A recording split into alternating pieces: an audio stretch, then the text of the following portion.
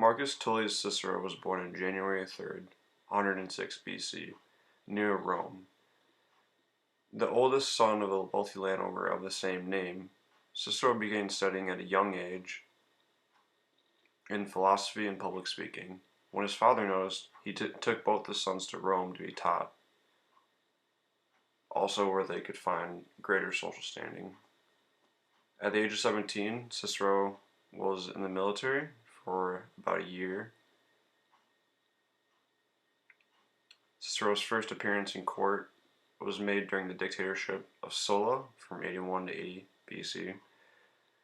In one case, while defending Sextus Roscius of Ameria on a false charge of murder, he boldly made some outspoken comments on certain aspects of Sulla's regime.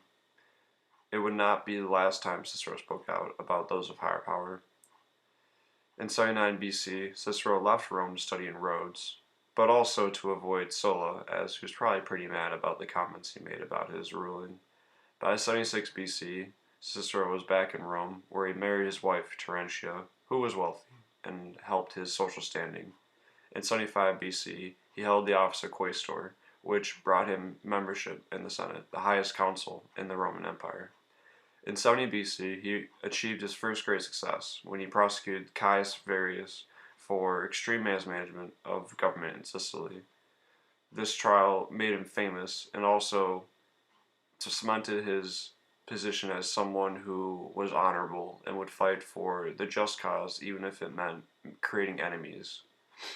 In 69 BC, Cicero held the office of aedile, which concerns public works and games, then that of praetor, judge, in 66 BC. Cicero made his first major political speech in support of the extension of General Pompey's command in the Mediterranean. During the following years, he acted as a self-appointed defender of that general's interests. In 63 BC, Cicero became consul, or an official representing the government in a foreign land. He had reached the highest political office at the earliest legal age, a remarkable achievement of a complete outsider.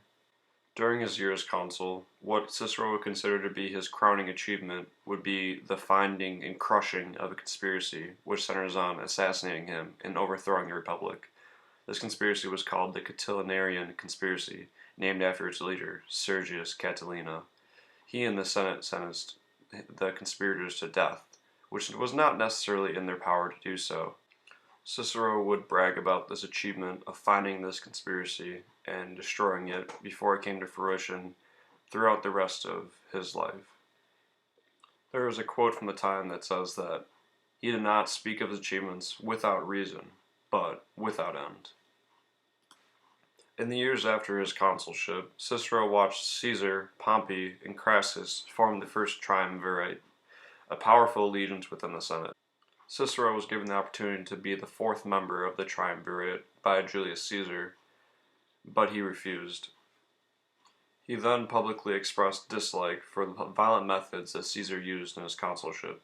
This led to Cicero's exile to Macedonia. He lived there for 16 months, until 57 BC. During the next 8 months, Cicero tried to separate Pompey from his partners. Early in the summer of 56 BC, Pompey ordered Cicero to stop his efforts. For the next 4 years, he was largely out of politics, devoting himself to writing and occasionally emerging to make public appearances. After Pompey's death, Cicero took no part in politics and devoted himself to writing works on philosophy and other matters. Apart from his increasing dislike of Caesar's absolute rule, Cicero's life was made unhappy during these years by domestic sorrows. In the winter of 47 to 46 BC, he divorced Terentia after 30 years of marriage. The following summer, he was deeply grieved by the death of his much-loved daughter Tullia. Cicero was not involved in the conspiracy against Caesar, though he strongly approved of it. After Caesar's assassination, he took a major part in establishing a compromise between Mark Antony and those who killed Caesar. Before long, he concluded that Antony was as great a threat to liberty as Caesar had been. But Octavian, having seized power in Rome by force, reached an agreement with Antony and Lepidus to set themselves up as a three-man dictatorship, also known as the Second Triumvirate. They started by outlawing many of their enemies, and among the first names on the list was Cicero's. Cicero probably could have escaped, but his efforts were half-hearted. In 43 BC, he met his death at the hands of Antony's men with courage and dignity. It is said that Cicero's last words were, "There is nothing proper about what you are doing, soldier, but do try to kill me properly." Cicero may have been unsuccessful in preventing Rome from falling from republic to dictatorship, but his lasting legacy is that which lives on through his teachings and his writings.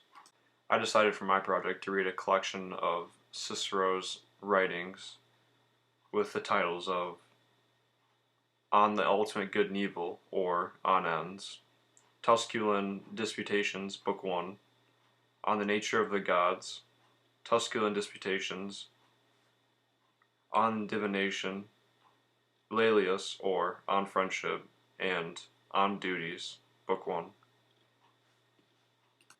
Cicero gets much of his inspiration from that of ancient Greek philosophers such as Socrates and Aristotle. Cicero decided to write his philosophical discourse in Latin as opposed to Greek, which was more common. He also explains that his work is not a translation of prior Greek treatises, but a reworking and expansion to fit the needs of his Roman audience. For Cicero, both philosophizing and writing more generally were continuous processes linking past and present and engaging the energies of readers as well as writers. He revises Plato, the Stoics, and others as he expects others to read and revise his own work. In my modern interpretation of Cicero's work, I have made a fictional meeting between Marcus Tullius Cicero himself, Martin from Voltaire's Candide, and myself, in which we discuss the philosophies which Martin and Cicero would most obviously disagree on.